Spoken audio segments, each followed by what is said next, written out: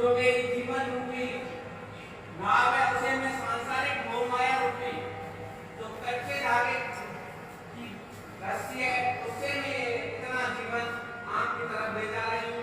इस जीवन को मोक्ष पाने के लिए जाने का सुन मेरी पुकार करे देव भवसागर पार। यानी कवित्री कहती है कि मेरे जीवन रूपी जो नाव है उसको एक अच्छी रस्सी के सहारे भवसागर भव यानी संसार सागर यानी समुद्र इस संसार रूपी सागर में अपने जीवन रूपी नाव को मैं कच्ची रस्से से कच्चे धागे के रस्से से खींच रही हूँ। हे ईश्वर आप मेरी पुकार कब सुनोगे।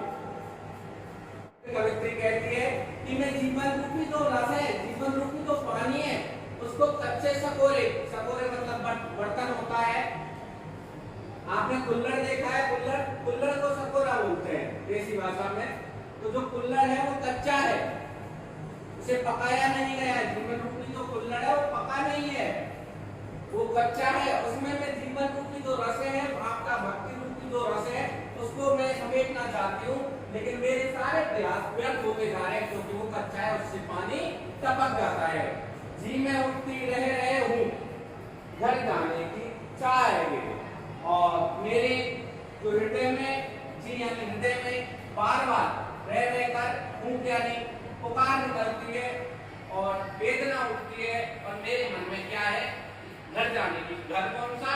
ईश्वर के पास। ईश्वर आत्मा और परमात्मा रूपी जो जोड़ा है तो जो आत्मा का घर है वो परमात्मा ही है। धरती पे वह अस्थायी निवास करने आता तभी होगा संभावी खुलेगी साकल बंद द्वार।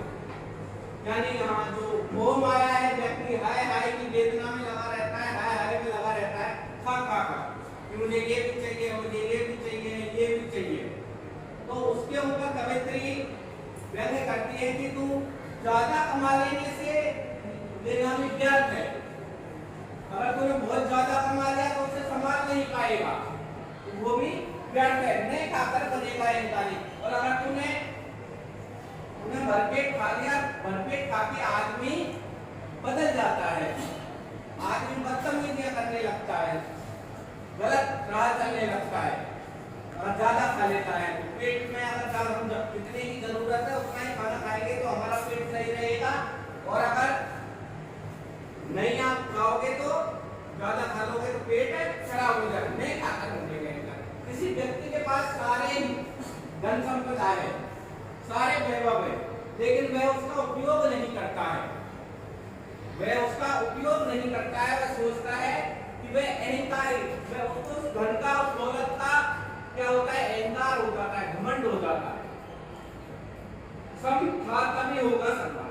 और वो कवित्री कहती है कि हे मनुष्य अपनी जो विषय वेदना है अपनी जो इच्छा है उनको इतना ही यानी समान सारा एक सारा तभी तू मनुष्य बनके मिल सकता है मनुष्य प्रेम कर सकता है।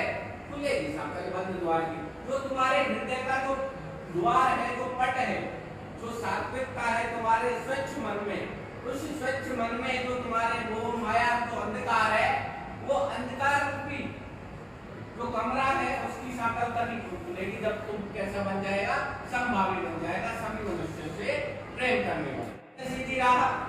और फिर कवित्री कहती है कि मैं भगवान के यहाँ भगवान को पाने के लिए एक साधारण सा हृदय एक साधारण सी वेदना एक साधारण सा प्रेम लेके सहज भाव से आई थी परंतु वही नसीबी रहा।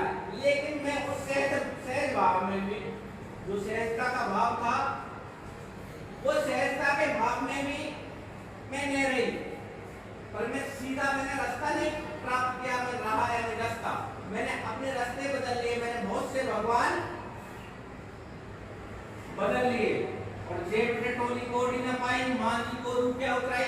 अगर गलती से ईश्वर में इस भवसागर से मैं पार भी हो गई इस भवसागर से संसार रूपी सागर से मैं पार भी हो गई और पार होके जब मैंने किनारे पे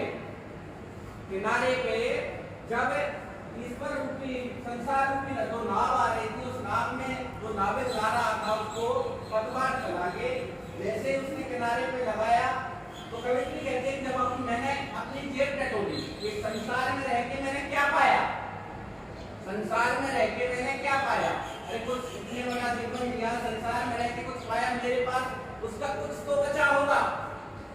वो सोच और वो सोचते हैं कि मैंने भवसागर पार कर लिया है, अब जिस नाविक ने मुझे संसार सागर को पार करवाया उसको मैं उतराई दे दूं, वो जेब टटोलती है लेकिन उसकी जेब में कुछ नहीं मिलता है।